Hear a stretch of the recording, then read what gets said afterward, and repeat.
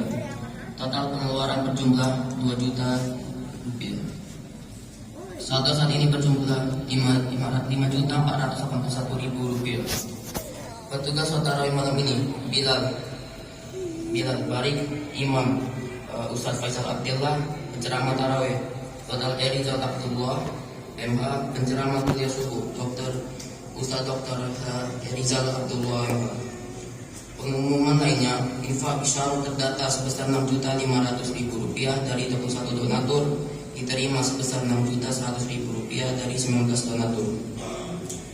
Infak pembangunan TPQ terdata sebesar 37.200.000 rupiah dari 32 donatur, diterima sebesar 35.100.000 rupiah dari 29 donatur.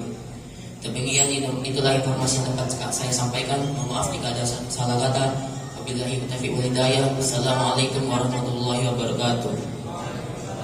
Assalamualaikum warahmatullahi wabarakatuh. Pada Ustaz, waktu dan tempat dipersilakan.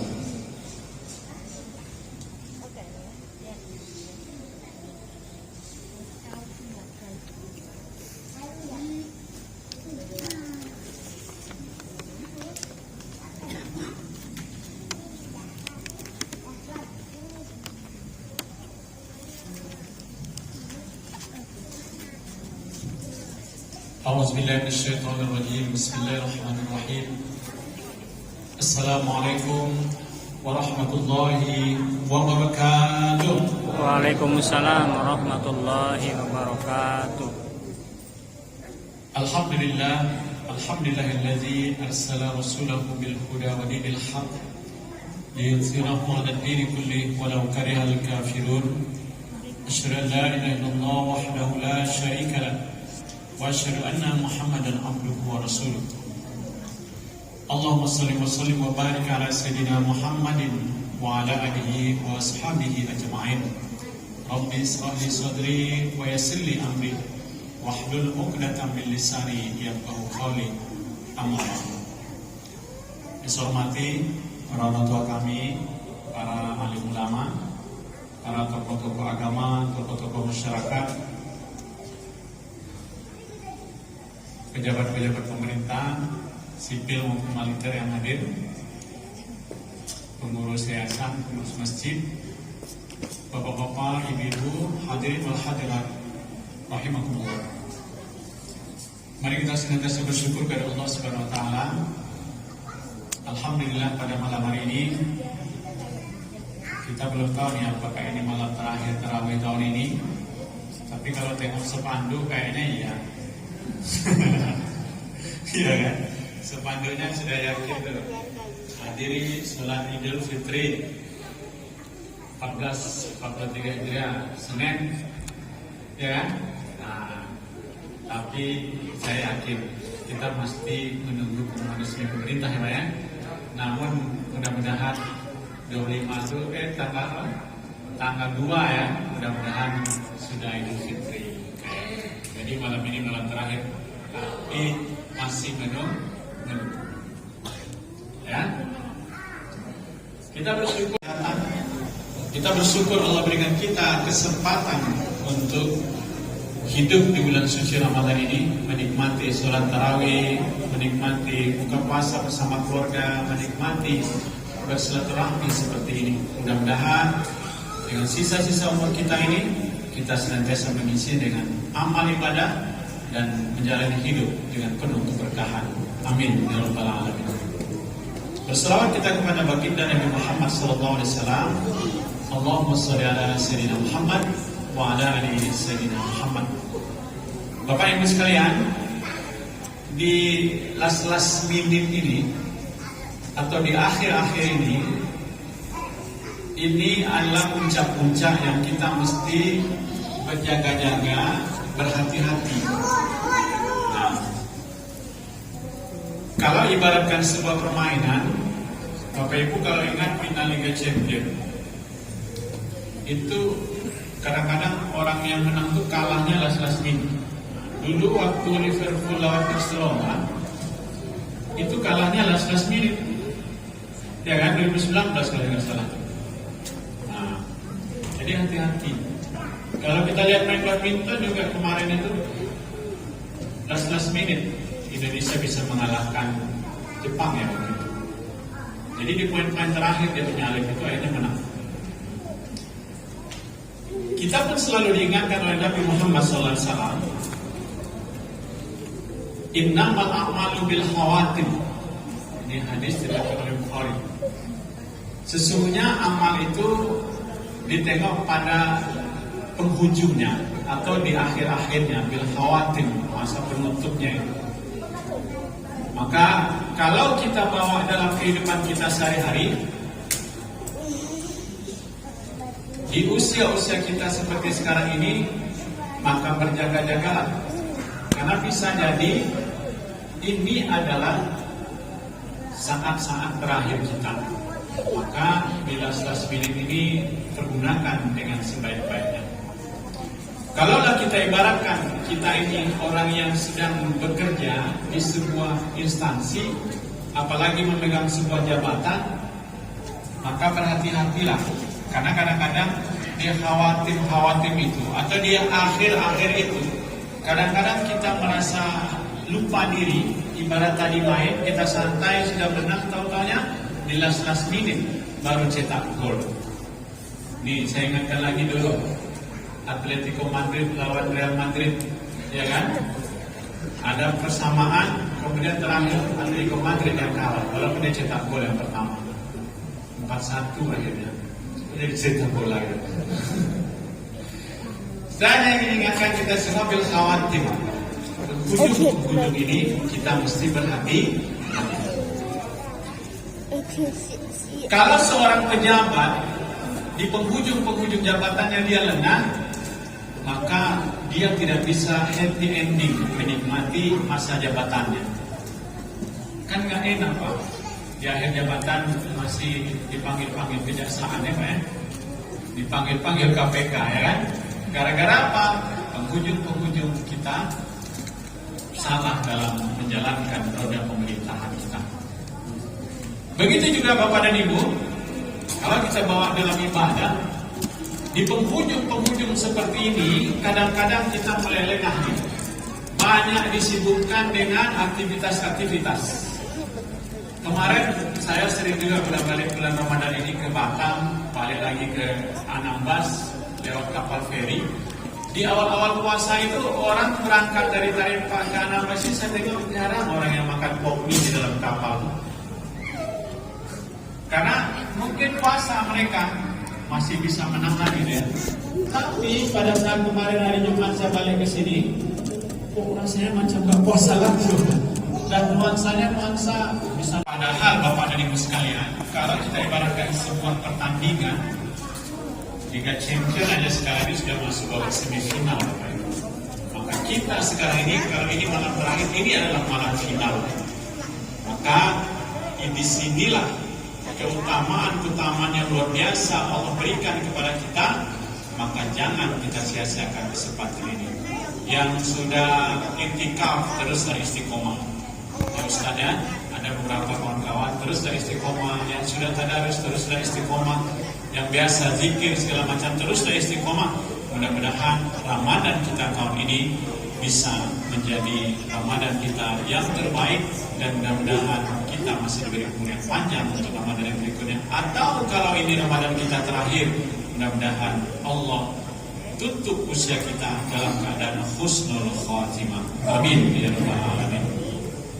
Bapak dan Ibu sekalian, bicara tentang Ramadan, kita melaksanakan puasa itu, saya yakin ini bukan Ramadan pertama kita, terutama yang kita sudah berkeluarga ini. Saya yakin mungkin di usia 6 tahun, 7 tahun kita sudah mulai berpuasa sampai dengan sekarang ini.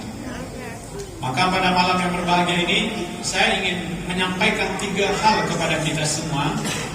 Kita coba mengevaluasi diri kita, apakah kita sudah mendapatkan yang 3 hal ini. Ini adalah nilai-nilai penting, nilai-nilai yang terkandung dalam ibadah puasa, dan apakah ini sudah kita amalkan dalam kehidupan kita sehari-hari. Bapak Ibu sekalian, puasa Ramadan itu banyak nilai-nilai di dalamnya, tapi beberapa nilai utama itu, yang pertama Bapak dan Ibu, puasa mengajarkan kepada kita untuk pengendalian diri.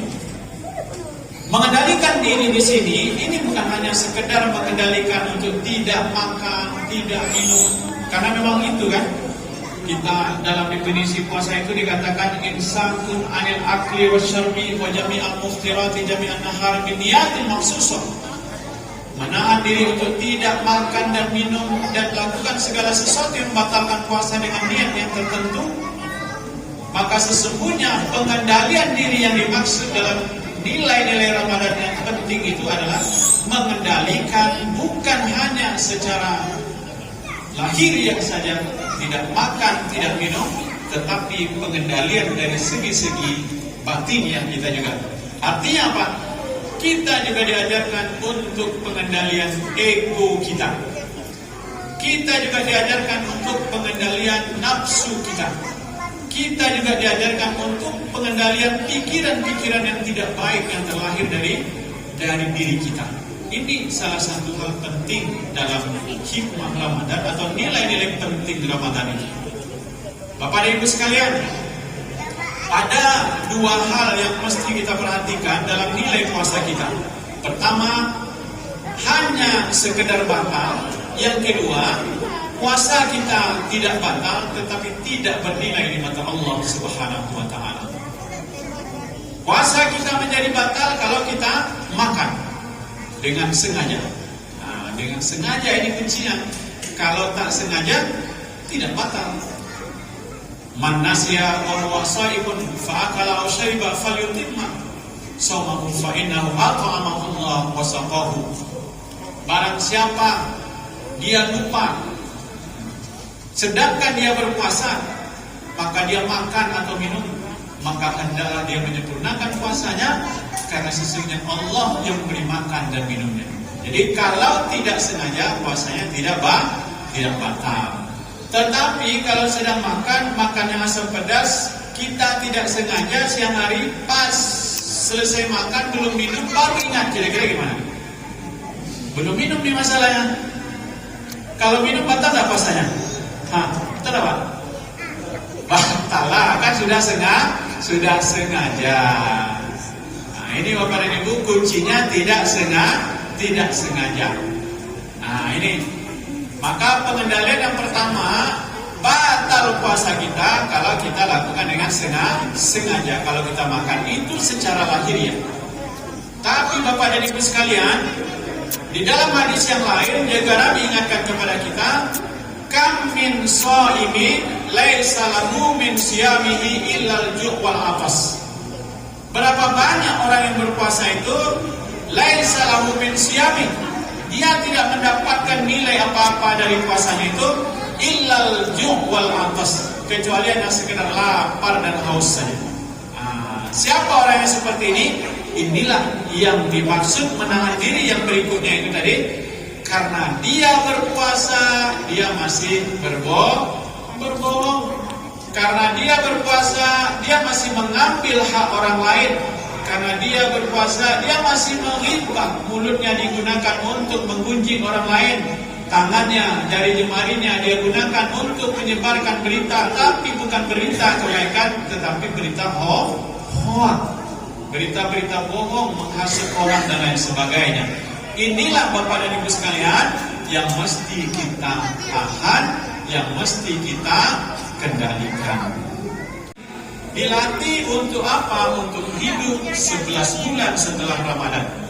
Maka Bapak dan Ibu, tadi kita berbicara awal puasa Ramadan kita. Kalau kita mulai umur 6 tahun kita sudah berpuasa, maka bandingkan berapa tahun umur kita sekarang ini, artinya sudah sekian lama kita dilatih oleh Allah untuk bisa mengendalikan diri ini. Dan inilah la'allakum tattaqun, supaya kita menjadi orang bertakwa. Bapak Ibu sekalian, yang kedua, Ramadan ini mengajarkan kita untuk menjadi orang yang jujur, orang yang berintegritas. Kalau dalam bahasa sekarang ini. Kenapa demikian? Karena kalau di bulan Ramadan ini kita tidak berani makan dan minum secara sengaja.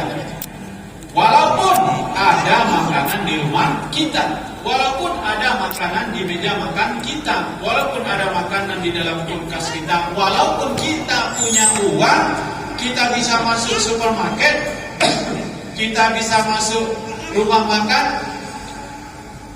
Banyak kan orang seperti itu, Pak. Kalau dulu ada larangan, hormati yang berpuasa, kan? Pakai tabir sedikit. Tak nampak kepalanya, kakinya nampak. Iya kan? Iya, Bu. Nah, sekarang masih ada macam itu. Sekarang kayaknya sudah terbuka aja. Mau makan, makanlah situ, masuklah situ, gitu kan? Tak perlu matur binti sangat. Ya, kalau puasa urusan kau lah, kalau tak puasa itu urusan kau sama Tuhan. Tetapi orang yang beriman, dia tidak akan mau untuk berbuka puasa kalau sampai beduk maghrib belum berbunyi. Kenapa demikian? Karena dia ingin menjadi orang yang jujur kepada Ibu sekalian. Nilai-nilai inilah yang diajarkan di dalam bulan Ramadan ini, nilai-nilai kejujuran ini. Kenapa kita mesti jujur? Karena kejujuran itu, kata Nabi, akan mengantarkan kita kepada kebaikan, dan kebaikan itu akan mengantarkan kita ke dalam surganya Allah Subhanahu wa Ta'ala. Bapak Ibu sekalian, kalau menjadi seorang pedagang yang jujur, maka dia akan banyak pelanggannya. Tetapi kalau dia menjadi seorang pedagang yang tidak jujur, maka pelanggannya berangsur-angsur akan meninggalkan dia. Contoh, kalau ada seorang penjual, mohon maaf nih kalau ada yang sama ya, kalau salah seorang ada yang menjadi pedagang jeruk umpamanya, jeruk itu sesungguhnya tidaklah manis sangat, jeruk itu asam. Tetapi karena orang berbelanja ke tempat dia, kemudian orang itu tidak sempat mencicipi karena bulan Ramadan, maka hanya sekedar mendengar dan bertanya kepada penjualnya, apakah jeruknya ini manis? Penjual jeruknya supaya barangnya laku, dia akan sampaikan, wah jeruk ini manis, tadi ada yang beli. Tetapi Bapak dan Ibu, ternyata sesungguhnya tidak manis. Coba bayangkan kalau yang membeli ini mau kenduri di rumahnya atau mengajak orang-orang di masjid untuk berbuka puasa, masing-masing satu kotak itu dimasukkan satu buah jeruk. Tadi ada nasi kotak juga datang 125 kotak atau berapa tadi? Kalau sempat satu kotak itu dimasukkan satu jeruk, maka 125 orang akan memakan jeruk yang asam, Bapak dan Ibu sekalian. Apa yang terjadi? Mungkin orang akan bertanya, kok beli jeruknya jeruk yang asam, mau sedekah kok sedekahnya yang asam-asam kan itu? Maka kalaulah yang menyumbang itu tahu bahwa di situ jeruk yang dibeli ternyata jeruk asam, sekarang saya mau tanya, apakah ke depan kalau dia mau ngajak orang buka puasa lagi akan beli jeruk yang tempat yang sama? Bu, pasti tidak. Kenapa? Karena sudah dibohongi. Coba barangkali di antara yang 125 orang ini ada di antara mereka yang ingin juga membeli jeruk untuk hadiah oleh-oleh barangkali. Tapi dia tahu bahwa jeruk ini asam dan dia tahu di mana orang ini membeli, maka mungkin dia tidak akan berbelanja di tempat kita lagi, di tempat penjual jeruk yang asam itu tadi. Apa sebabnya? Karena dia berbohong, Bapak dan Ibu sekalian. Maka sesungguhnya puasa mengajarkan kita untuk jadi jujur, karena berjujur inilah membuat kita menjadi orang yang berintegritas. Bapak dan Ibu sekalian, ada orang Amerika namanya Thomas J. Stanley. Beliau melakukan riset. Dalam risetnya ini, yang dia pilih itu orang-orang hebat.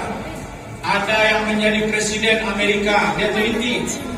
Ada menjadi artis terkenal, jadi orang kaya, dia teliti. Ada orang-orang kaya di sana, jadi perusahaan sukses, dia teliti. Dan pertanyaannya adalah salah satunya, apa yang menyebabkan Anda menjadi orang sukses?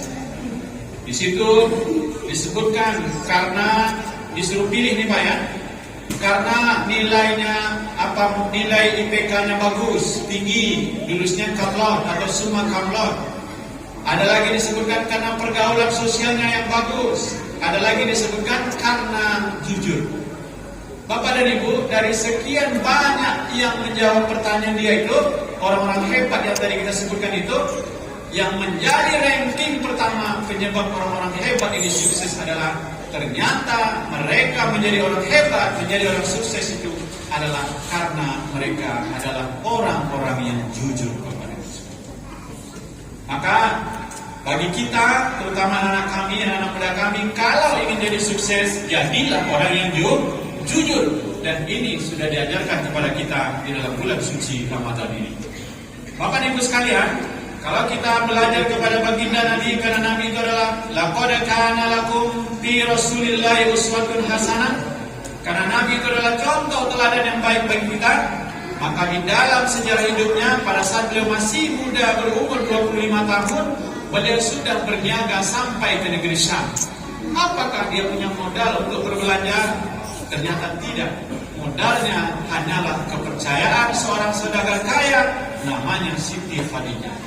Inilah yang dia bawa perniagaan itu dan membawa keuntungan yang luar biasa. Bahkan saking jujurnya, beliau dipersunting oleh Siti Khadijah untuk menjadi suaminya.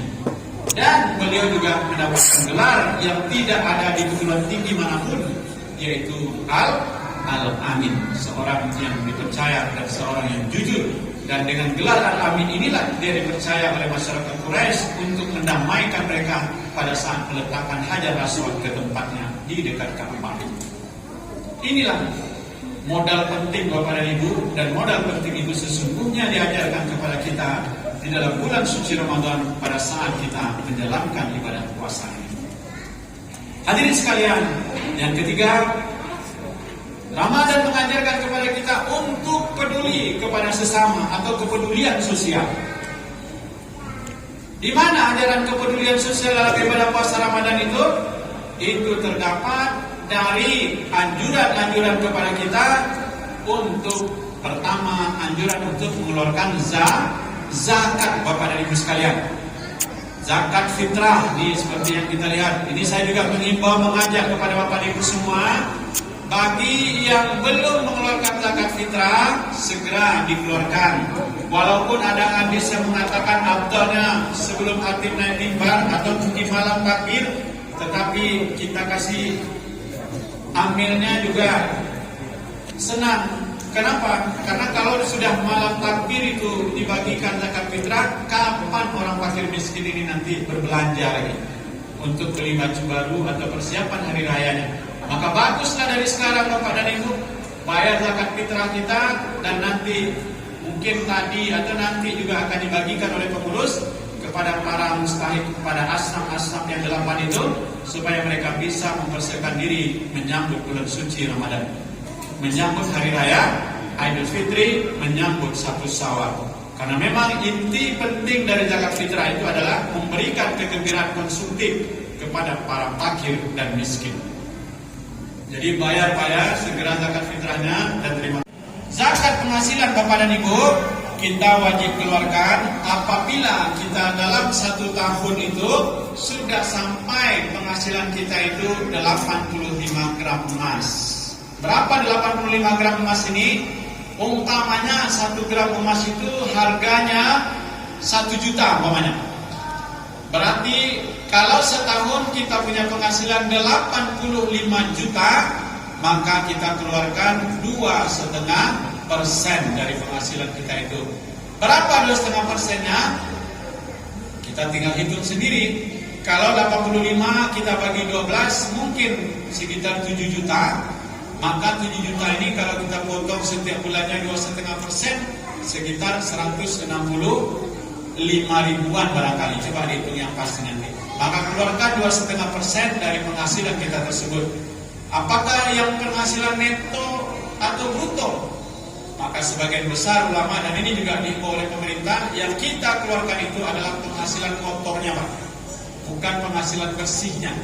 Jadi kalau gaji kita sekian, ada lagi penghasilan kita yang lain, maka kalau sudah sampai nisabnya keluarkan 2,5%. Boleh kita keluarkan zakatnya sekali setahun, boleh juga kita potong gaji setiap bulan. Dan itulah yang dilakukan oleh pejabat-pejabat pemerintah saat ini, termasuk di Batam. Potong gajinya setiap bulan 2,5% dari penghasilannya. Dan ini masuk ke Badan Amil Zakat Nasional atau unit pengumpul zakat, dan ini nanti akan disalurkan kepada asnaf yang berhak menerimanya.